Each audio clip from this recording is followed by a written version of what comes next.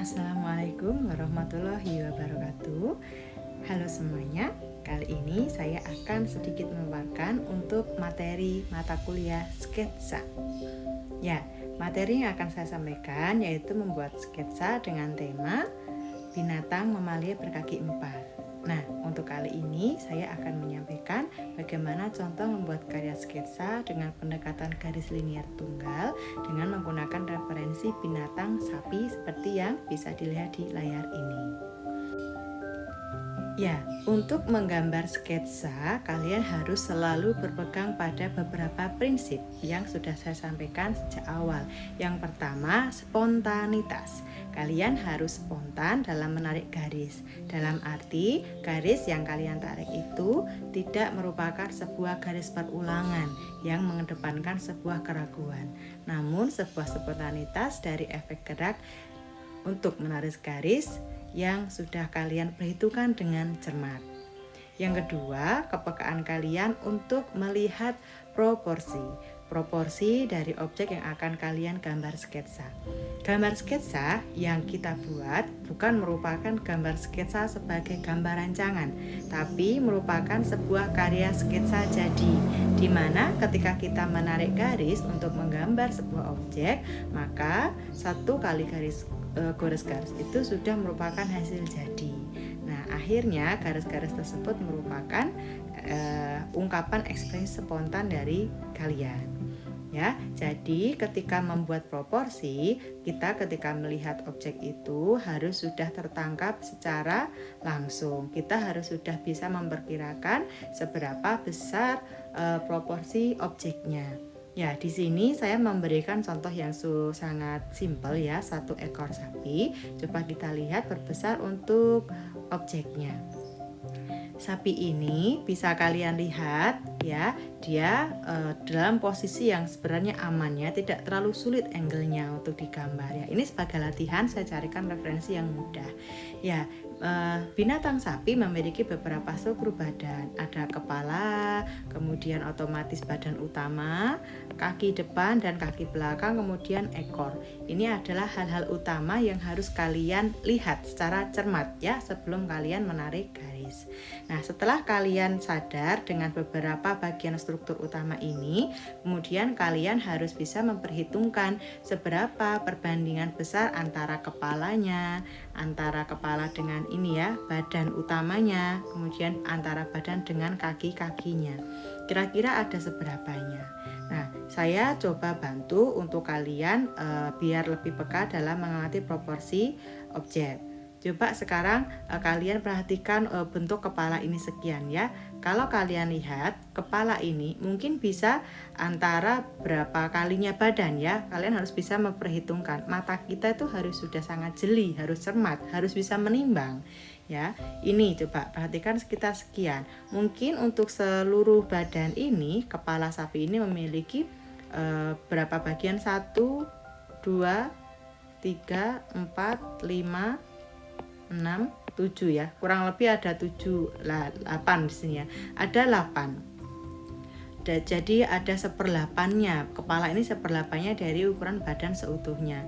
Jadi nanti kalian harus sudah bisa mempertimbangkan ketika menarik garis untuk membuat kepala itu akan seberapa besarnya dibanding badannya.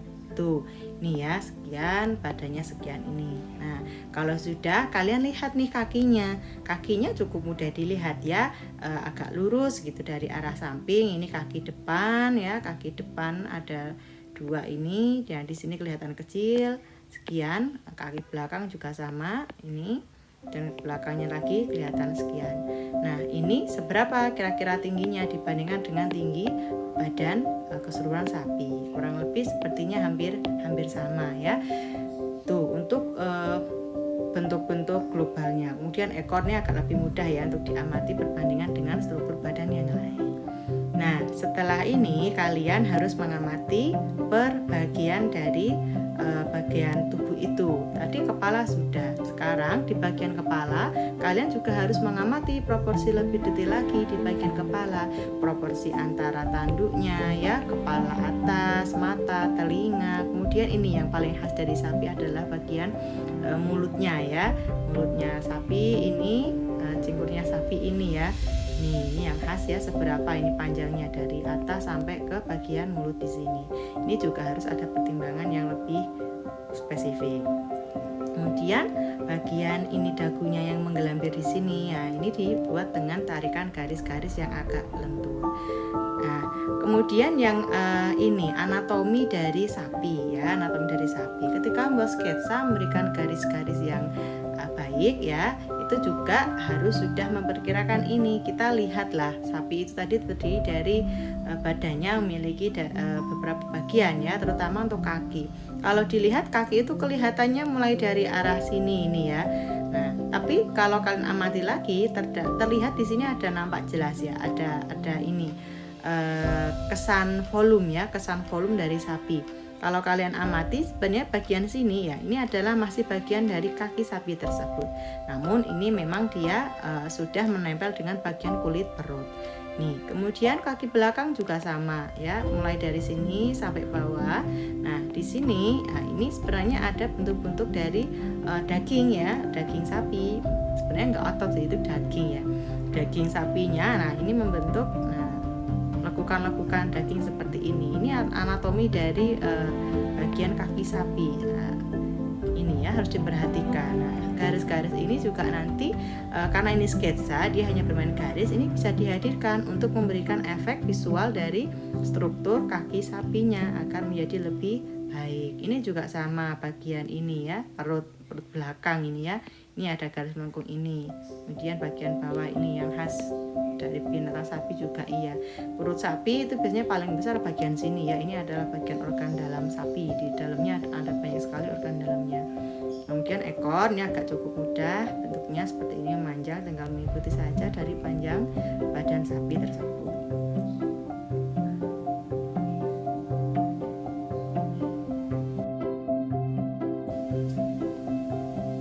Ya, selanjutnya untuk contoh referensi binatang yang memiliki bulu ya, dia berbulu.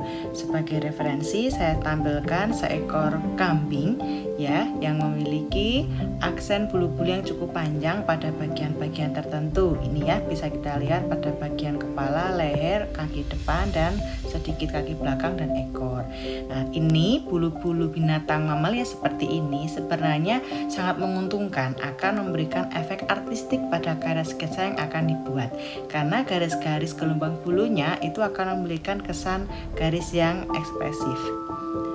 Nah, coba perhatikan pada karya sketsa yang sudah saya buat ini ya. Kalau kalian amati tadi objeknya, kambing ini bulunya nampak banyak ya, nggak perlu kalian gambarkan tiap helai bulu itu sampai berapa ratus berapa ribu bulu, enggak ya, tapi perhatikan bagian utama gelombang ini ya, arah gelombang bulunya. Ini ada berapa kelompok gitu ya. Nah, di sini ini kalian memainkan garis-garis, memainkan garis-garis kesan gelombang pada bagian memberikan kesan bulu. Ini aja ya, ambil bentuk globalnya dan perwakilan aja beberapa garis yang mewakili, yang memberikan kesan arah gelombang, arah bulu-bulu tersebut kemana, gitu aja. Jadi nggak usah takut untuk semua harus dibuat bulunya satu persatu lembut, tuh nggak perlu sih. Jadi memberikan kesan-kesan saja. Ya, coba perhatikan pada karya yang sudah saya buat. Di sini saya menarik garis penekanan pada bagian-bagian tertentu ya. Ini bagian ini tanduknya, kemudian pada bagian telinga yang menurut saya cukup dominan ya, artistik, dan ini beberapa pada bagian bulunya. Ini hanya perwakilan aja berapa garis yang membentuk gelombang-gelombang kelompok dari bulu-bulu tersebut. Nah, ini akan memberikan kesan artistik.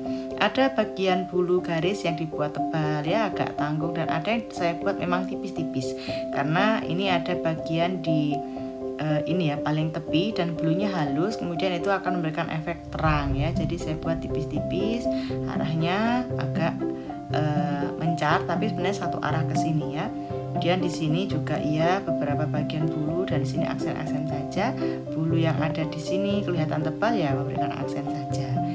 Nah, itu hal-hal yang sebenarnya sangat menguntungkan ya. Sekali lagi bisa kalian amati dengan jeli sehingga efisiensi garis, spontanitas itu tetap dapat. Inilah karya sketsa yang artistik ya. Jadi tidak harus semua digambarkan secara detail, namun perwakilan garis-garis tertentu yang menguntungkan, yang memberikan efek artistik ya, namun tetap akan terbentuk struktur binatang yang dikehendaki, yang ingin disampaikan ya. Bentuk kambingnya masih kelihatan. Yang berikutnya adalah kesan sumir ya. Meskipun sumirnya tidak terlalu kuat, ada bagian yang terlalu frontal dihilangkan, tapi di sini bisa dilihat ada garis-garis yang sengaja saya buat agak kelihatan tipis dan tidak sempurna gitu ya, tidak menyambung dengan sempurna pada bagian telinga. Ini memang saya sengaja untuk memberikan efek-efek sumir ya, kesinambungan garisnya lebih artistik, kemudian ada kesan efek tebal tipisnya, itu bisa terlihat lebih baik. Kemudian pada bagian kaki, karena kaki itu bagian penopang ya, ini saya sengaja buat tekan garis kuat ya, cukup kuat dan cukup tebal sehingga dia menjadi aksen yang cukup menonjol. Bagian perut bawah ini juga iya, bagian bagian perut atas juga iya.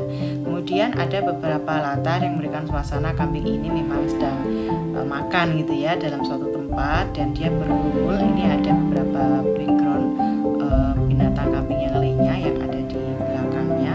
Nampak kesan kegarisan aja ya, tapi itu akan memberikan kesan itu adalah kambing juga ya yang ada di belakangnya ini. Oke, ini tadi beberapa hal yang saya sampaikan. Semoga bisa memberikan manfaat untuk kalian semua. Selamat berkarya.